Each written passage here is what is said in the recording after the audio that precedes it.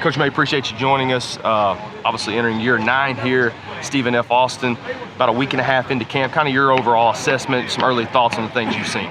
Yeah, I think we're really excited. You know, the energy's been really good. Our guys are really coming out and attacking. You know, we've cut down practice a little bit just in terms of the overall time on the grass, but our guys are really coming out here and responding to the challenge to get your work in and to take the opportunity to really get better every single rep.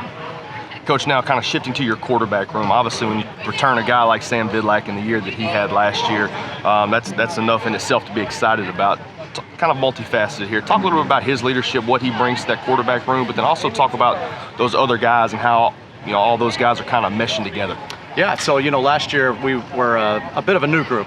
Sam was just coming in, Gavin was on his redshirt freshman season, and for the most part everybody was brand new. And this year there's a lot of familiarity between quarterbacks and receivers, and I think that really helps. There's a lot of familiarity in terms of our offense and what we're doing, and I think that's really carried over into our culture. It's really carried over into the way that our guys communicate, and it's been fun to see. We're really not on level one, and building the foundation. We're really trying to expand on what we did last year, and it's good to see. And I think with Sam and Gavin, we've got some great leadership. Both of them were voted single digits, and I think that carries a lot of weight, number one in the locker room, but just, how they're perceived in terms of, with everybody on our team.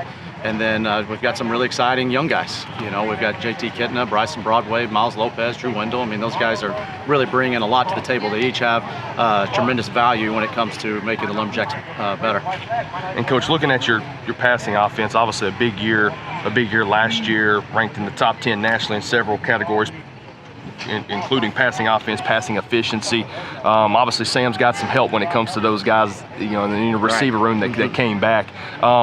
What's the message, knowing that obviously you had the success last year, but that's last year, wanting to move forward and build off of that? Right, yeah. I mean, you're only as good as your last game, and so the message really has been, last year's in the past. You don't get any wins this year based off of last year's stats or last year's production. So it's all about how we perform and, what you put yourself in terms of a position to be successful.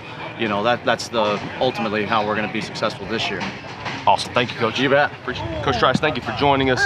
Obviously entering year 4 here at SFA. About a week and a half into camp. What's some things that may have stuck out to you? The biggest thing that I've seen and noticed is how close this group of guys are. We got guys from all over. We got transfers, we got high school kids, we got guys that have been here 5 years, some guys have been here 6. It's a really tight-knit group, and I think the camaraderie shows when we get to practice with the energy and enthusiasm we practice with. I'm really excited about this group and how close they became. Coach, you're in charge of obviously the defensive efforts when it comes to recruiting and bringing guys in. When it comes to looking at any given student athlete, what are you looking for from a defensive mentality? What are you looking for when you go out?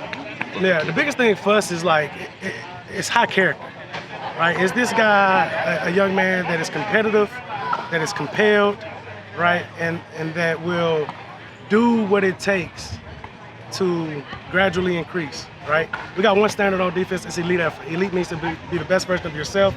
It is an intrinsic matter that's not affected by external circumstances. So what we want is young men that will go hard whether things are going good or things that are going bad. And obviously you look at metrics, right? Height, weight, speed. You look at academics, right? We like to go for guys, especially defensively, guys that have a core GPA of 3.0 or above. Because normally if they're really good in the classroom, they have some traits and some characteristics that shows that they're an adept learner, and it also shows that they have the skill set and the mentality to, again, gradually increase over time.